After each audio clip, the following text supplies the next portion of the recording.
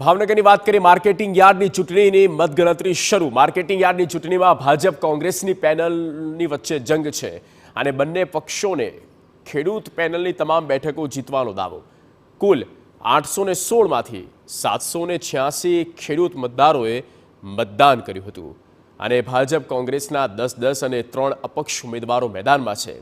ભાજપ પ્રેરિત વેપારી પેનલના 3 ઉમેદવારો બિનહરીફ ચૂંટાયા હતા।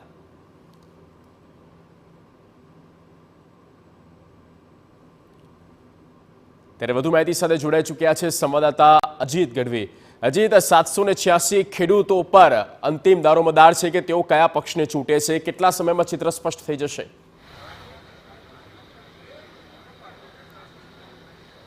જગદીશ, વાત કરવામાં આવે તો ભાવનગર માર્કેટિંગ યાર્ડની ચૂંટણી ભારતીય જનતા પાર્ટી અને કોંગ્રેસ બંને પક્ષ માટે બહુ મોટો પ્રતિષ્ઠાનો જંગ એટલા માટે કહી શકાય કારણ કે છેલ્લા 10 વર્ષથી ભાવનગર જે માર્કેટિંગ યાર્ડ છે તેની ચૂંટણી થઈ નથી અને સતત કોર્ટની અંદર આ માર્કેટિંગ યાર્ડના ઇસ્યુને લઈને 10 વર્ષ પછી આજે જ્યારે ચૂંટણી ગઈકાલે મતદાન થઈ ચૂક્યું છે અને ત્યારે આપ જોઈ શકો છો કે પાછળના જે વિભાગ છે તેની અંદર મતગણતરી શરૂ છે અને ભાવનગર ભારતીય જનતા પાર્ટી અને કોંગ્રેસના કાર્યકરો આગેવાનો જુદી જુદી જગ્યાએ ગ્રુપ બનાવીને ભારે ઉત્સુકતા છે લોકોમાં કે જે પરિણામ છે તે કઈ તરફ જાય। અત્યાર સુધીની વાત કરું તો 5 જે રાઉન્ડ છે તેનું મતગણતરી થઈ ગઈ છે। એક રાઉન્ડની અંદર 25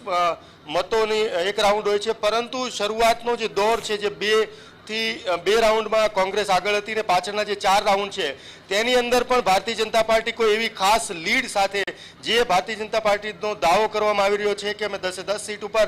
જીતશું। કોંગ્રેસ પણ દાવો કરી રહી છે કે 10-10 સીટ અમે જીતશું। જો કે સમગ્ર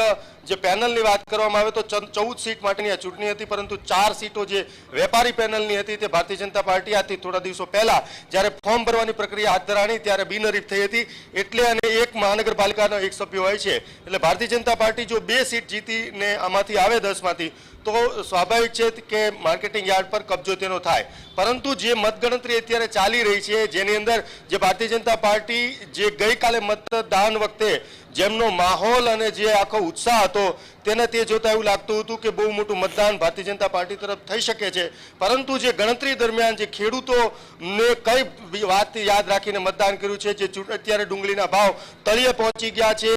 અત્યારે જે નિકાસબંધીની અસર પણ ખેડૂતો એ મતદાનમાં કરી હશે તેવું અત્યારના 5 રાઉન્ડ ઉપર દેખાઈ રહ્યું છે। પરંતુ આવતું પરિણામ ભારતીય જનતા પાર્ટી, કોંગ્રેસ અને 3 અપક્ષો કુલ 23 લોકો અત્યારે મેદાનમાં છે, જ્યારે 10 લોકો ભારતીય જનતા પાર્ટીના અને 10 લોકો કોંગ્રેસના છે। પરંતુ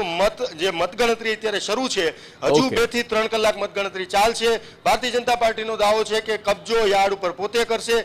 કોંગ્રેસનો પણ દાવો છે, પરંતુ જે કસોકસ રીતે અત્યારે ગણતરી ચાલી રહી છે જે મતની અંદરથી જે નિર્ણયો આવી રહ્યા છે અમુક મત સૌથી મોટો ડિફોલ્ટ જગદીશ એ કહી શકાય કે બહુ મોટી માત્રામાં મત રિજેક્ટ થવાની શક્યતા છે કારણ કે મતદાર છે તેણે 10 જ મત દેવાના છે, ક્યાંક 11 મત દઈ દીધા છે, ક્યાંક 15 મત દઈ દીધા છે એટલે મત જે છે ખેડૂતના તે ન ખ્યાલ હોવાના લીધે અથવા ભારતીય જનતા પાર્ટી કે કોંગ્રેસ પોતાના મતદારને જે નોલેજ આપવું હોય છે એમાં નિષ્ફળ ગયા હોય તેવું પણ બની શકે કારણ કે મત જે કેન્સલ થાય જો એ મોટી માત્રામાં થાય તો